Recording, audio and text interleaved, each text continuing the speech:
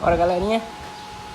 Cortezinho aqui realizado com corte plasma da Santos, tudo 60. Fica pouca rebarba. Tem um lambriozinho quadrado, chapinha fina. Aqui, ó. Eu não tenho muito costume com esse tipo de máquina. Eu comprei ele, mas eu utilizo pouco. Aí não tem precisão no corte.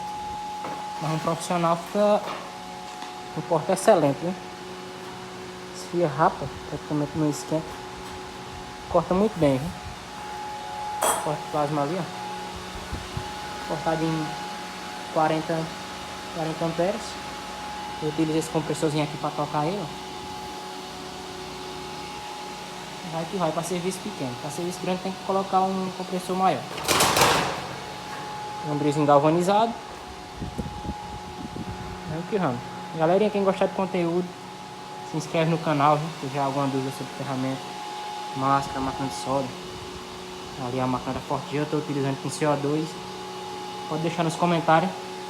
Eu vou estar sempre tentando ajudar vocês. Chave de impacto aí, ó. Tem vídeo dela no canal também, muito boa, viu? A meia esquadrilha aqui que eu utilizo para cortar ferro. Já comprei ela usada, eu utilizo ela há bastante tempo, tem quase 2 anos já. Nunca tive problema. Vamos que vamos.